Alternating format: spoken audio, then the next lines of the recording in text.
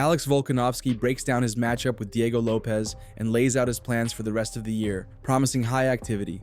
Volk has taken a considerable amount of time off since his last octagon outing, in which he lost the title to Ilia Topuria after being on the receiving end of a devastating knockout.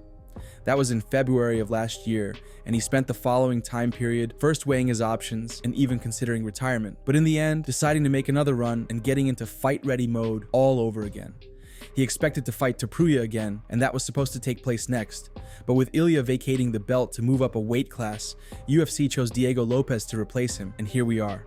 Now, Volkanovski feels that the real danger he's facing in his fight for the vacant title from Lopez is his aggressiveness. He's dangerous, right? So he's, why is he dangerous? Very aggressive. So that's why he's dangerous. But I mean, you know, it's worked for him. You know, he's done well.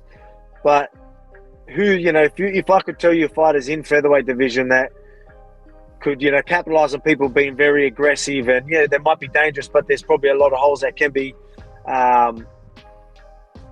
capitalized on. Who would you think that would be? I feel like I'm definitely one of those guys. So I think if you're going to come that aggressively at me, you can catch me. I still think that's his best chance. It's weird because I think it's his best chance trying to catch me with something. Because there's no way he's beating me like on a decision, or he's going to outwork me or anything like that. So his best chance is to be aggressive, but at the same time that can be his downfall with someone like me. So it's weird, one. I feel like he has to do that, but at the same time, I can capitalize on that as well. Cory Sandhagen talks about the fight with Davison Figueiredo, plans to climb back to a title shot opportunity soon, and reveals he tried to get the Sean O'Malley fight to the last moment.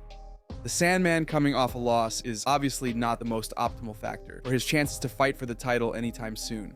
But he's confident that with a win over a former flyweight champion who had an impressive bantamweight run until losing a decision to Peter Yan, 1 or 2 more fights will be enough to get a title shot.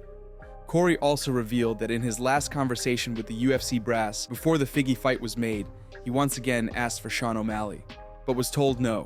I was like, hey guys, I really want to fight Sean. Can we please do that? And they were like, it's not going to be Sean next. And I was like, okay, that's fair. I understand, but losing just sucks. And especially when you're losing, especially after watching Umar and Merab, I was like, man, you could definitely do it, And I knew that I could always be champ. I'm one of those guys that kind of lives in the delusion of thinking that he can do pretty much whatever he can or wants to, as long as he works hard enough at it. So I definitely have always known that I can be champ, but after kind of watching Umar and Merab, and then the way that kind of O'Malley and Merab went, I just, I'm so in that mix. I just kind of need to have my couple of nights where I really perform and show out, and I can easily be there. And it's just right at the fingertips, and I kind of feel like I'm at the beginning of my peak years, and they don't last very long. So I'm trying to really, get everything going in these last couple of years that I got left.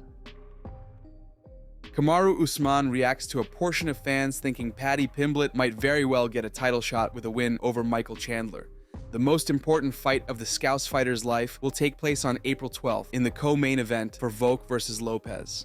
This is an opportunity to make a statement and prove himself to be an elite competitor in the weight class, becoming one of the younger fighters at 155, successfully replacing someone who represents the old guard. But if Topuria is not getting the Makhachev fight, even after officially leaving the featherweight division, Kamaru doesn't see how Paddy could jump the line with a win over Chandler.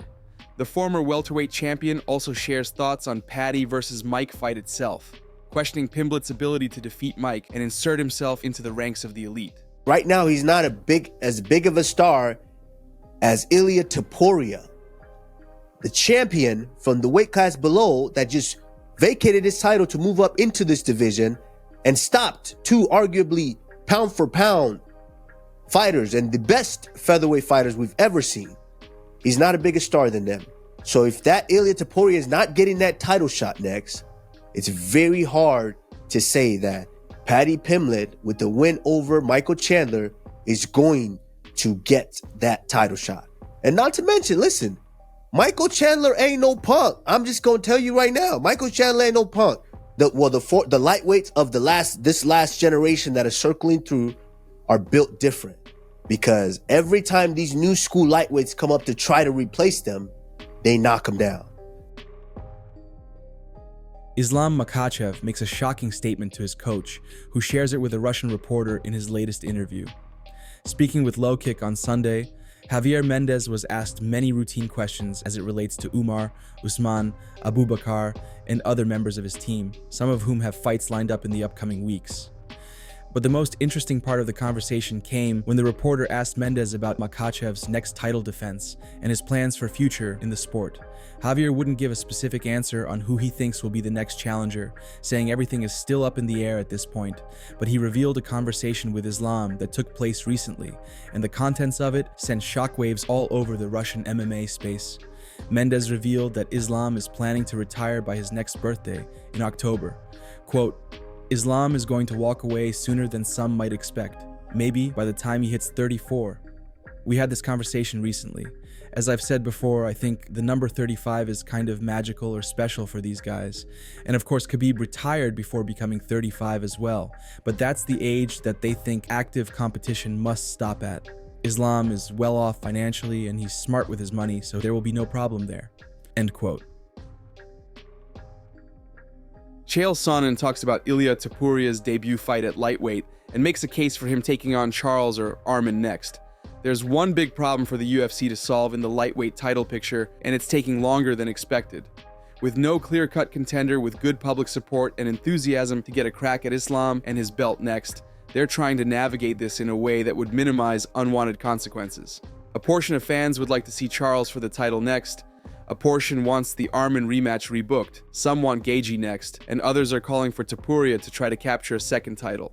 From everything we've heard so far, it seems UFC won't give it to Ilia right away, and he will have to beat someone in the top 5, something that would make the Islam matchup much more intriguing if he sticks around and doesn't retire.